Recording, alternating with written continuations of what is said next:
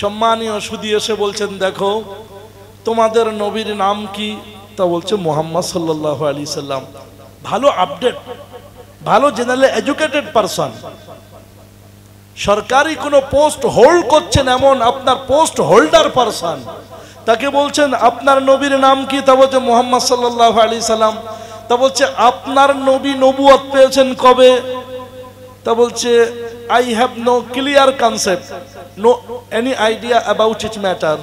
এ ব্যাপারে খুব ক্লিয়ার ধারণা আমার নেই, তবে যতটুকু জানি আমাদের নবী 40 বছরে নবুয়ত পেয়েছিলেন। বলে হ্যাঁ, ইওর কনসেপ্ট কারেক্ট কনসেপ্ট, আপনার ধারণা ঠিক ধারণা, আপনার উত্তর কারেক্ট।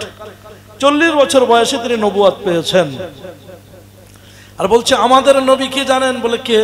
বলে হযরত ঈসা আলাইহিস সালাম, জিসাস ক্রাইস্ট, যিশু খ্রিস্ট। বলছে হ্যাঁ।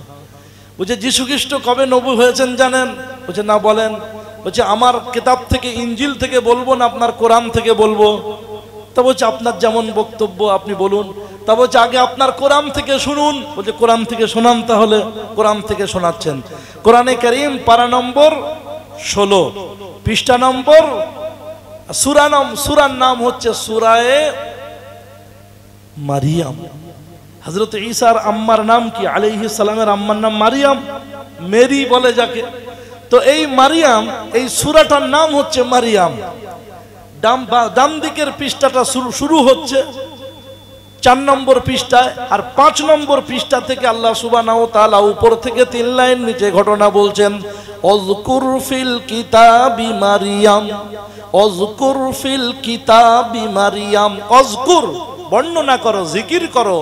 নবী তুমি শুনিয়ে দাও। কাকে বলছেন? আল্লাহর নবী মুহাম্মদুর রাসূলুল্লাহ সাল্লাল্লাহু আলাইহি সাল্লামকে বলছেন। কে বলছেন? আল্লাহ। অযকুর ফিল কিতাবি মারিয়াম ইদিন তাবাযাত মিন আহলিহা মাকানান শারকিয়্যা। হযরতে মারিয়াম ছিলেন একজন ইমাম সাহেবের কন্যা, ইমাম সাহেবের মেয়ে ছিলেন, কিন্তু ইমাম সাহেব হযরতে ইমরান তিনি মারা গিয়েছিলেন।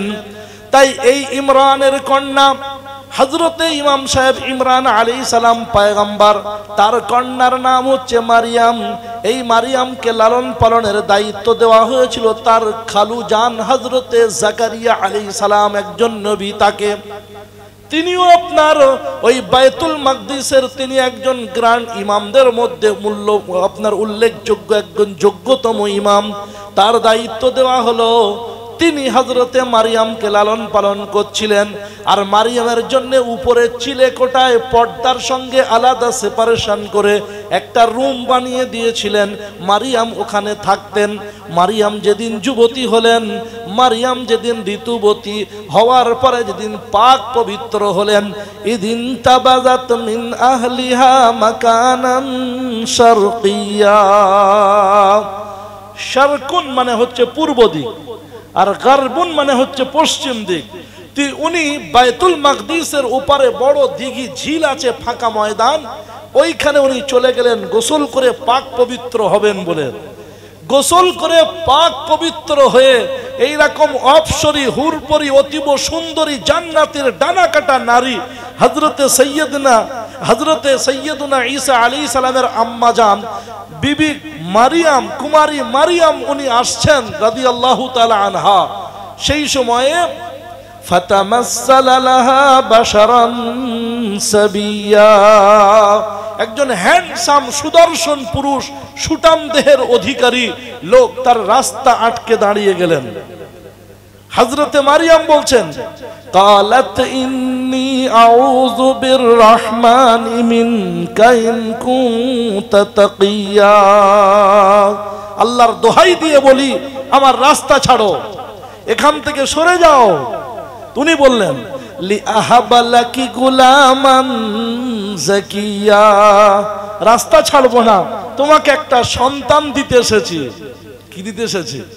সন্তান দিতে এসেছি। ভাবেন তো দেখি, মসজিদের পাশে ফাঁকা মাঠ, দিঘি আর মাঠ ভরা ওই দিকের সব পরিবেশ, এই ফাঁকা জনমানব শূন্য এরিয়া এলাকা, সেই এলাকায় একজন হ্যান্ডসাম ইয়াং সুদর্শন পুরুষ, সুঠাম দেহের অধিকারী ব্যক্তিত্ব এসে একজন অতীব সুন্দরী অপ্সরী হুরপরি জান্নাতের ডানা কাটা নারী, সবেমাত্র ঋতুবতীর পাক পবিত্র হয়ে এই কুমারী নারীটি গোসল করে রূপ সজ্জা তার বিকাশ আর প্রকাশ ঘটছে, আর তিনি রাস্তা দিয়ে আসছেন, আর পথটা আগলে দু বাহু প্রসারিত করে একজন সুদর্শন যুবক হ্যান্ডসাম ইয়াং বলছেন, লি আহাবালাকি গুলামান জাকিয়া, তোমাকে একটা পুত পবিত্র ভালো সুন্দর পুত্র সন্তান দেব বলে আমি এসেছি। সিরিয়াস কথা, একটা যুবতী মহিলার জন্য, কুমারী নারীর জন্য এই শব্দটা, এই সেন্টেন্সটা ভেরি সিরিয়াসলি সেন্টেন্স, কত খতরনাক বাক্য, বুঝতে পারছেন? উনি আল্লাহর দোহাই চাইলেন, এ কোনো মতে ছাড়ার পাত্রী নয়, এই লোকটা যেমন তেমন লোক নয়, ইনি হচ্ছেন ইনদাযিল আরশি মাকিন মুতাইন সাম্মা আমিন। ইনি হলেন হযরতে জিবরিল আমিন, আরশে যাকে সম্মান করা হয়, দেবদূত সম্রাট, মালাইকাদের নেতা, ফেরেশতাদের সরদার, অ্যাঞ্জেলদের আপনার অধিকর্তা, অ্যাঞ্জেলদের সব থেকে শ্রেষ্ঠ আপনার সরদার হযরতে জিবরিল আমিন আলাইহিস সালাম ছিলেন। উনি হযরতে মারিয়াম রাদিয়াল্লাহু তাআলা আনহার জামার হাতাটা এভাবে নিলেন, উইদাউট টাচ হার, তাকে টাচ না করে ফুঁক দিয়ে দিলেন। আবার কেউ কেউ বলছে ওনার সালোয়ার কামিজের বুকের কাছটাকে উঁচু করে ধরলেন, উইদাউট টাচ হার, তাকে টাচ না করে ছু করে দিলেন। দেওয়ার সঙ্গে সঙ্গে উনি আপনার গর্ভবতী হয়ে গেলেন। গর্ভবতী হওয়ার পরে উনি চিন্তা করলেন, হযরতে মারিয়াম ভাবছিলেন, ওয়ালাম ইয়ামসাসনি বাশারু ওয়ালাম আকু বাগিয়া, এই লোকটাকে এত রিকোয়েস্ট করলাম আর বললাম যে আমাকে কোনো পুরুষ স্পর্শ করেনি, আমি কোনো কলুটা ভ্রষ্টা নারী নয়, কিভাবে আমার সন্তান হবে? অথচ তার একটা ফুঁকেতে আমার গর্ভবতী আমি হয়ে গেলাম, আমার গর্ভে সন্তান এসে গেল, এখন কি করব?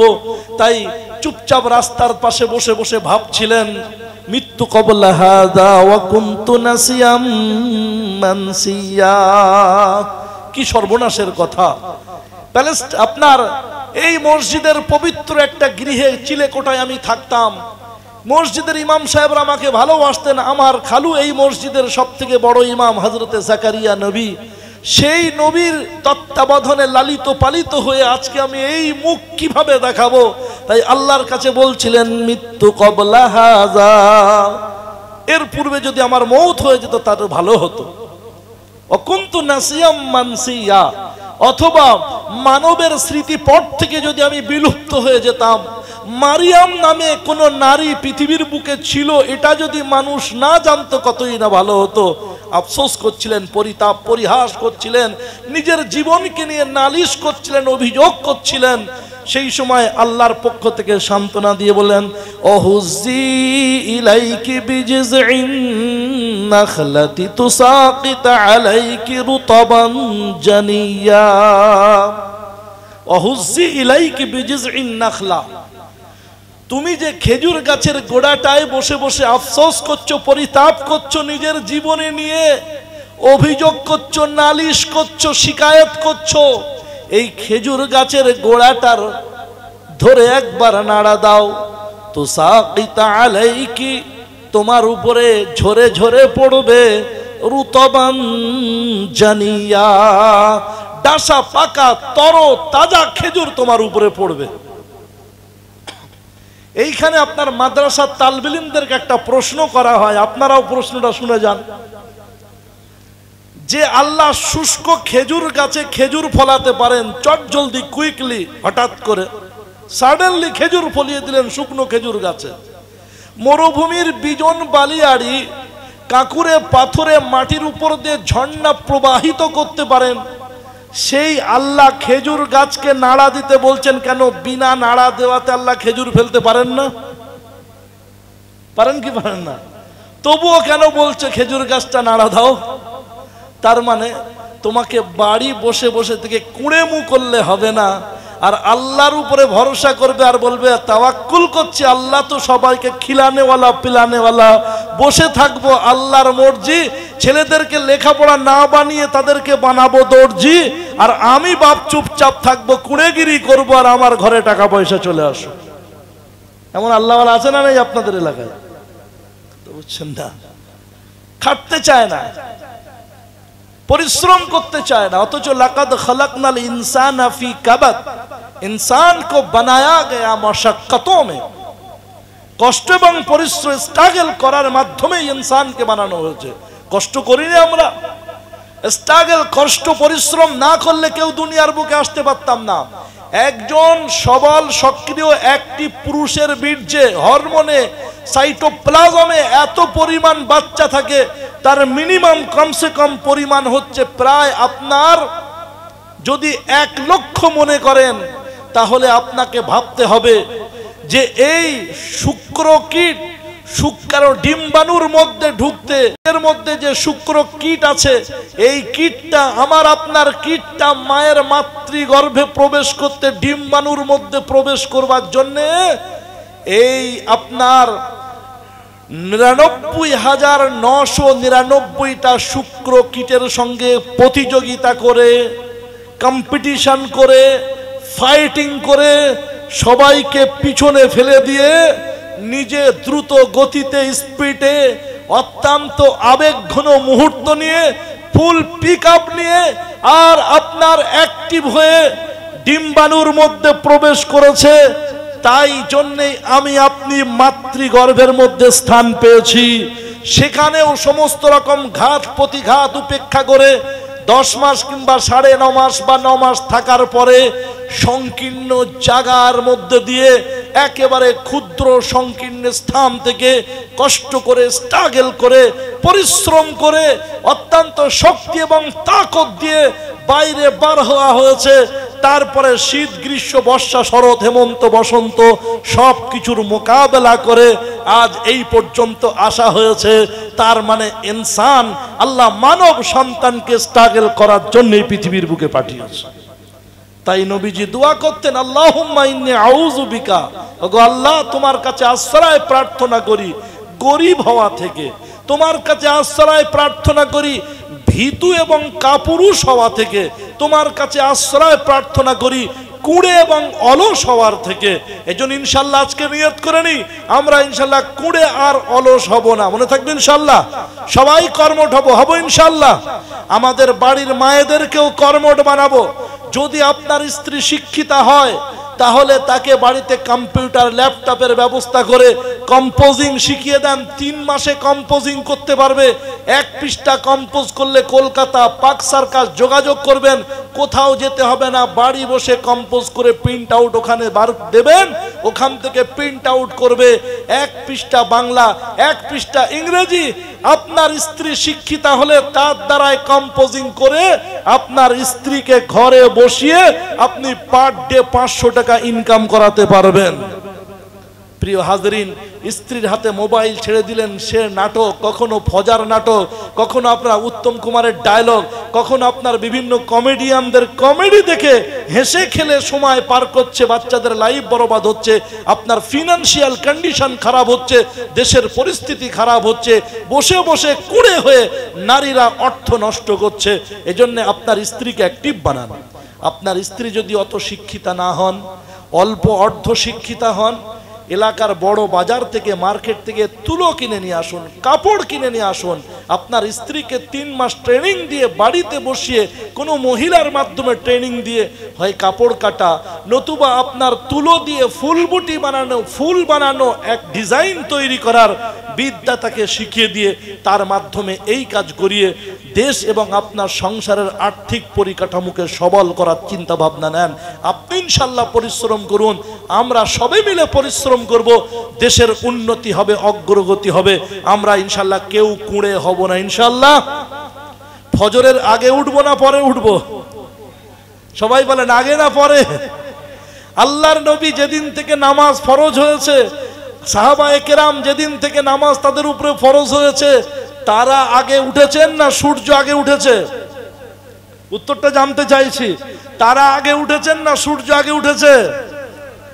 আর আমরা যারা আশিকে নবী, নবীর উম্মত বলে দাবি করছি, আমরা আগে উঠি না সূর্য আগে ওঠে? The system of Muslim and practice, the system of Islam and practice of Muslim between the difference like this sky and earth. System of Islam, ইসলামের সিস্টেম, কানুন, ফর্মুলা, নীতিমালা আর প্র্যাকটিস অফ মুসলিম, মুসলিমের আমল, বিটুইন দ্য ডিফারেন্স, দুটোর মধ্যে পার্থক্য হচ্ছে like this sky, আকাশ আর আর্থ, জমিনের পার্থক্য। রাগ করছেন না তো ভাই আমার? এজন্য ইনশাল্লাহ নিয়ত করে নেই, আমরা ইনশাল্লাহ সূর্য ওঠার আগে উঠবো, মনে থাকবে ইনশাল্লাহ? সবাই বলুন ইনশাল্লাহ। বলছে ভাবছে যদি ইনশাল্লাহ বলে যদি সত্যি সত্যি উঠতে হয়। হ্যাঁ ভাই আমার, সূর্য ওঠার আগে ওঠেন ভাই, সূর্য ওঠার আগে ওঠেন, দেখবেন ইনশাল্লাহ আল্লাহ সুবহানাহু ওয়া তাআলা আপনার অবস্থা পাল্টে দেবেন। আল্লাহই তো বদলাতে পারেন, পারেন না? পারেন না? কোরআনে কারীম পারা নম্বর 9 পৃষ্ঠা নম্বর 2 আল্লাহ বলছেন, ওয়ালাউ আন্না আহলাল কুরা আমানু ওয়াত্তাকাউ লাফাতাহনা আলাইহিম বারাকাতিম মিনাস সামা। গ্রামবাসী যদি মুত্তাকি হয়, পরেজগার হয়, আল্লাহওয়ালা হয়, দিনদার হয়, লাফাতাহনা আলাইহিম বারাকাতিম মিনাস সামাই ওয়াল আরদ, আসমান আর জমিন থেকে আল্লাহ বরকতের দরজা খুলে দেবেন। বলুন আলহামদুলিল্লাহ। বরকতের দরজা খোলেননি? দক্ষিণ দিনাজপুরে আপনার এক বছরে একবার অল্প স্বল্প ধান ছাড়া আর কিছুই হতো না। বন্যা বানের পানিতে ডুবে যেত, ভালো ফসল ফলতো না, কিন্তু আল্লাহ সুবহানাহু ওয়া তাআলা কোন এক বান্দার বুদ্ধি একসঙ্গে সম্মিলিত ভাবে ওটাকে কনভার্ট করে মাছ চাষ করে আসাম, গুয়াহাটি, ত্রিপুরা, আগরতলা ইত্যাদিতে সাপ্লাই করে ফিনান্সিয়াল কন্ডিশন, ইকোনমিক অবস্থা ভালো হয়েছে না হয়নি? আল্লাহ সুবহানাহু ওয়া তাআলা পরিবর্তন করতে পারেন না? পারেন না?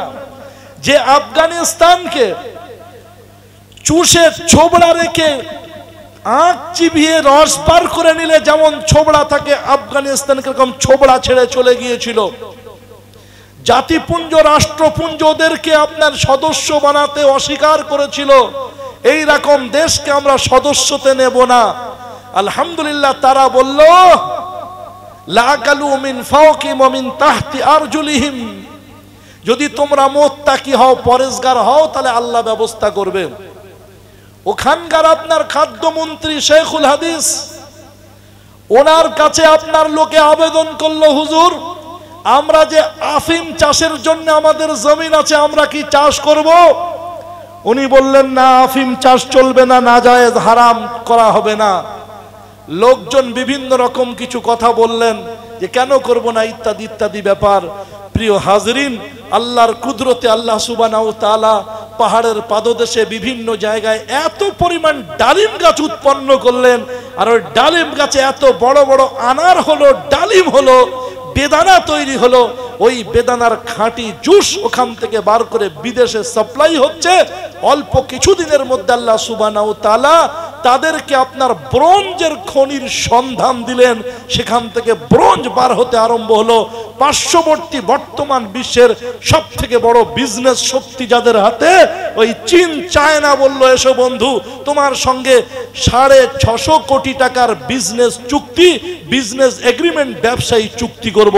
আমাদের ভারতবর্ষ যে সময় 650 কোটি টাকা খরচ করে চন্দ্রযান 3 কে চাঁদের মাটিতে উঠাচ্ছিলেন, সেই সময় চীন 650 কোটি টাকা আফগানিস্তানদের সঙ্গে বিজনেস এগ্রিমেন্ট, ব্যবসায়ী চুক্তি করছিল। রাষ্ট্রপুঞ্জ, জাতিপুঞ্জের কাছে দরখাস্ত না দেওয়ার আগেই ওরা বলল, তোমরা যদি আমাদের সদস্য হতে চাও তাহলে তোমাদের সদস্য বানাবো। কথা বক্তব্য বুঝতে পারছেন? প্রিয় হাজরিন, ইনশাল্লাহ কুড়ে হব না, মনে থাকবে ইনশাল্লাহ। আসুন, বক্তব্য ভুলে যাননি তো? মনে আছে বক্তব্য? তো হযরতে মারিয়াম রাদিয়াল্লাহু তাআলা আনহা, ওনাকে আল্লাহ সুবহানাহু ওয়া তাআলা বললেন, অহুজ্জি ইলাইকি বিজিযিন নাখলা তুসাকিত আলাইকি রুতাবান জানিয়া। আমি আল্লাহ সুবহানাহু ওয়া তাআলা শুষ্ক খেজুর গাছে খেজুর ফলিয়েছি, মরুভূমির বিজন বালিয়াড়িকে আমি চিরে তার বুক থেকে আমি ঝর্ণা প্রবাহিত করেছি। আমি আল্লাহ সুবহানাহু ওয়া তাআলা তোমাকে ওই বৃক্ষ বৃক্ষের গোড়া ধরে নাড়া দিতে বলছি। আর দুনিয়া বিল ওয়াসাইল লা বিল ফাযাইল, দুনিয়াতে থাকতে গেলে আমি আল্লাহ রাব্বুল আলামিন মুসাব্বিবে হাকিকি, কিন্তু মুসাব্বাব কিছু আছে, সেই সবাবগুলো তোমাকে ইখতিয়ার করতে হবে। পৃথিবীতে সন্তান হবে কিন্তু পিতামাতার মাধ্যমে। পৃথিবীতে লঙ্কার মধ্যে ঝাল থাকবে, আগুনের মধ্যে পোড়ানোর ক্ষমতা থাকবে, ছুরির মধ্যে কাটার ক্ষমতা থাকবে, আর ঠান্ডার মধ্যে আপনাকে ঠান্ডায় কাঁপিয়ে দেওয়ার ক্ষমতা থাকবে। কিন্তু সবগুলোর আসল ক্ষমতার অধিকারী আমি মুসাব্বিবে হাকিকি, বাকি আমি এদের মধ্যে ক্ষমতা দিয়েছি। আর দুনিয়া বিল ওয়াসাইল, দুনিয়া সব কিছু ওসিলার মাধ্যমে হবে।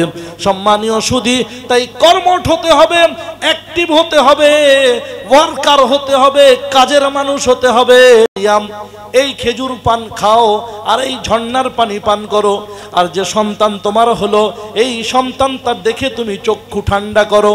অকর্রি আইনা, আর লোকজন যখন এখান থেকে যাবে তোমাকে যখন জিজ্ঞাসা করবে, ও মারিয়াম সন্তান কি করে হলো, স্বামী নেই, কেউ নেই, সন্তান কোথায় পেলে, কেমন ভাবে এলো তোমার ছেলে, উত্তরটা দাও আমাদের কাছে। এই কথা জানতে চাইলে তুমি বলবে, ইন্নী নাযারতু লিররহমানি সাওমান ফালান উকাল্লিমাল ইয়াওমা ইনসিয়া। ইন্নী নাযারতু লিররহমান, রহমানের জন্য আমি মান্যত মেনেছি। ফালান উকাল্লিমাল ইয়াওম, রোজা রাখার মান্যত, আজকে আমি কারোর সঙ্গে কথা বলবো না। লোকজন জিজ্ঞাসা করলো, ইয়া উখতা হারুন মা কানা আবুকি ইমরাতি সাওয়ি ওয়া মা কানাত উম্মুকি বাগিয়া।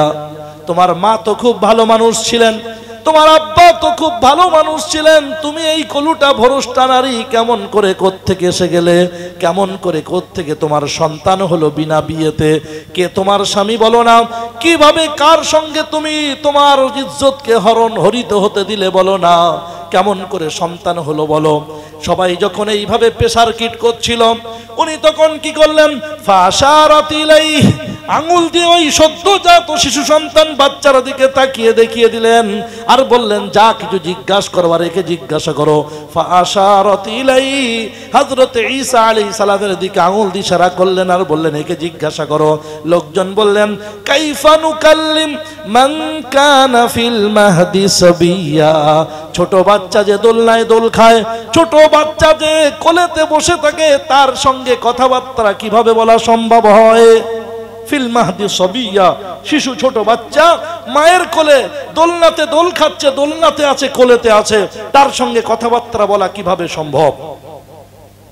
এইভাবে যখন লোকজন হযরতে মারিয়াম রাদিয়াল্লাহু তাআলা আনহাকে প্রেসার কিট করছিলেন, তখন হযরতে ঈসা আলাইহিস সালাম সদ্যজাত শিশু সন্তান, উনি বললেন, shut up, don't disturb my mother, ইন্নী আবদুল্লাহ আতানিয়াল কিতাব ওয়া জাআলানি নাবিয়্যা। আমার মাকে ডিস্টার্ব করবে না, ডোন্ট ডিস্টার্ব মাই মাদার। আমার মাকে তোমরা ডিস্টার্ব করবে না, মাকে আমার অতিক্ত করবে না, বিরক্ত করবে না, আমার মাকে তোমরা কোন রকম করে ইনশাল অপমান করবে না, আমার আম্মাকে তোমরা খারাপ বলবে না, ক্লুটা বলবে না, ভরসটা বলবে না, মায়ের উপরে প্রেসার কিট করবে না। ইন্নী আবদুল্লাহ, I am servant of Allah, আমি আল্লাহর গোলাম, দাসানুদাস। আতানিয়াল কিতাব, আতানিয়াল কিতাব, আমাকে কিতাব দেওয়া হয়ে গেছে। ওয়াজআলানি নবিয়্যা, আর আমাকে নবী বানানো হয়ে গেছে। আতা নুনে বেকায়া মুতাকাল্লিম মফুলে বি, আতানি ফেলে মাজি পাস্ট টেন্স অতীতকাল, ওয়াজআলানি পাস্ট টেন্স অতীতকাল ফেলে মাজি। তাহলে ফেলে মাজি মানে আতানিয়াল কিতাব, আমাকে কিতাব দেওয়া হয়ে গেছে। কে বলছেন? হযরত ঈসা আলাইহিস সালাম। কত বয়স? কত বয়স? জি, সদ্যজাত সন্তান, তাই না? আপনারা তো 3 মাসের হাফেজে অবাক হচ্ছিলেন, আপনারা 2 বছরের হাফেজে অবাক হচ্ছিলেন, আর এ তো আপনার সদ্যজাত সন্তান। উনি বলছেন আতানিয়াল কিতাব, আমাকে কিতাব দেওয়া হয়ে গেছে। ওয়াজআলানি নবিয়্যা, আর নবীর সার্টিফিকেট পাগড়ি দেওয়া হয়ে গেছে। তাহলে ঈসা আলাইহিস সালাম নবুয়ত পেলেন, কিতাব পেলেন কবে? কেস খাচ্ছেন মনে আস্তে আস্তে না? হযরত ঈসা আলাইহিস সালাম নবুয়ত পেলেন, কিতাব পেলেন শৈশবকালে, শিশু লগ্নে। আর জানাবে আকায়ে মাদানী তাজদারে মদিনা, নবীদের নবী, প্রেমের ছবি, হেদায়েতের নবী, প্রিয় নবী, নবীদের দলপতি, বিশ্ব সবার সভাপতি, মরু মক্কার আবে জমজম অধিপতি, মক্কার জ্যোতি, মদিনার বাতি, আমেনার লাল, মরু দুলাল, মরু ভাস্কর, সাম্য মৈত্রীর গায়ক, মানবতার নায়ক, ধর্মের যাজক, শান্তির বাহক, বিজ্ঞানের পিতা, দর্শনের জন্মদাতা, শান্তি ধর্মের পুনর্প্রতিষ্ঠাতা, গুনাহগারের ত্রেতা, নিখিল বিশ্বের নেতা, সিরাজুল গোরাবা, তাজুল ওদাবা, মানবায়ে জুদ ও সাখা, পায়কারে সিদক ও সফা, আফতাবে নবুয়ত, মাহতাবে রিসালাত, সৈয়দুস সাকালাইন, ইমামুল আম্বিয়া ওয়াল মুরসালিন, সাকিয়ে কাউসার, হাদিয়ে মাহশার, সৈয়দুল মাশার, জনাবে মুহাম্মদুর রাসূলুল্লাহ সাল্লাল্লাহু তাআলা আলাইহি ওয়াসাল্লাম 40 বছর বয়সে গারে হীরায় সাধনা মগ্ন রয়েছেন। কাবা, মক্কা মুকাররমা, কাবা শরীফ হারাম শরীফ থেকে 3.5 কিলোমিটার দূরে, আর আপনার 750 মিটার উপরে, আর উপর থেকে কিছু আবার 25 মিটার নিচে নেমে একটা সুন্দর গারে আপনার গুহার গর্ত, সেই গর্তে মুসাল্লা বিছিয়ে একজন মানুষ ধ্যানমগ্ন হতে পারে, এইরকম একটা জায়গায় নবীজি ছোট্ট একটা গ্যালারি ফটক দিয়ে, একটা ভেন্টিলেশন দিয়ে আল্লাহর প্রিয় পয়গম্বর সেখান থেকে আপনার কাবা বাইতুল্লাহ দেখতে পেতেন। কাবাকে সামনে রেখে আল্লাহ সুবহানাহু ওয়া তাআলার ধ্যানমগ্ন হতেন। 40 বছর বয়স পূর্ণ হলো।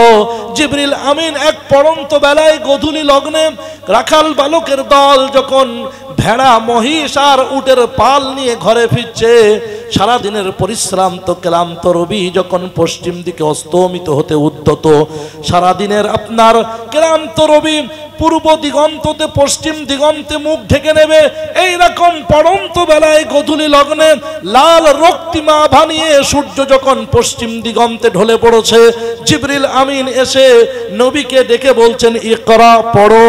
নবীজি বললেন, লাস্তু বিকারিন, আমি পড়তে পারি না। জিবরিল আমিন জাপটে ধরে বললেন, ইকরা, পড়ো। সুম্মা ফাগাত্তানি,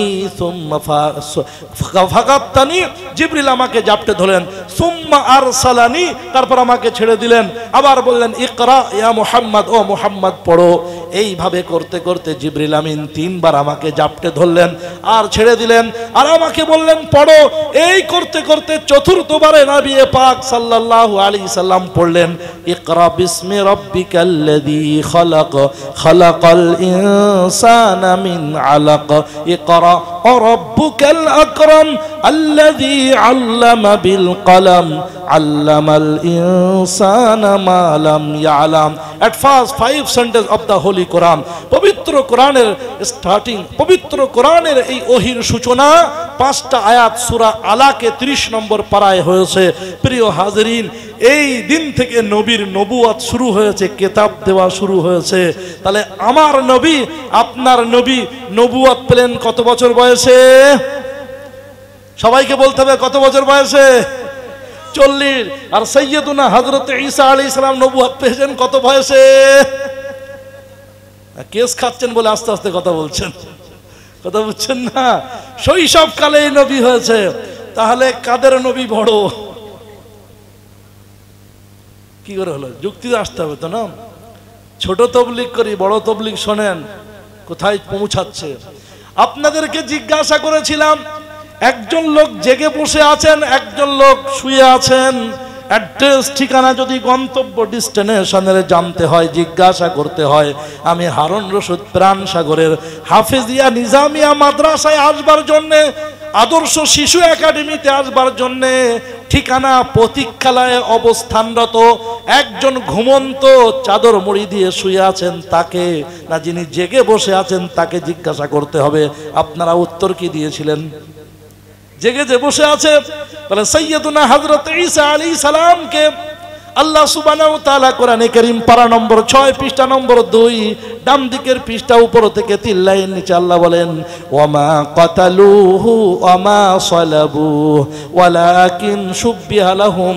হযরত ঈসা আলাইহিস সালামকে তারা কতল করতে পারেনি, হত্যা জেরা করতে পারেনি, কিল করতে পারেনি, শুলিতে চাপাতে পারেনি, বরং বিষয়টা তাদের কাছে শাসোপান কনফিউজ হয়ে গিয়েছিল, কাশমাকাশ হয়ে গিয়েছিল, সন্দেহ এবং দুদুল্যমান অবস্থা হয়ে গিয়েছিল।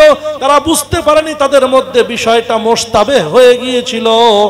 বাররাফাহুল্লাহু ইলাইহি, আল্লাহ সুবহানাহু ওয়া তাআলা হযরত ঈসা আলাইহিস সালামকে আসমানে উঠিয়ে নিয়েছেন। হযরত আব্দুল্লাহ ইবনে আব্বাস রাদিয়াল্লাহু তাআলা আনহু বলেন, মেরাজের রাত্রে নবীজি চতুর্থ আসমানে হযরত ঈসা আলাইহিস সালামের সঙ্গে সাক্ষাৎ মোলাকাত সালাম কালাম করেছিলেন।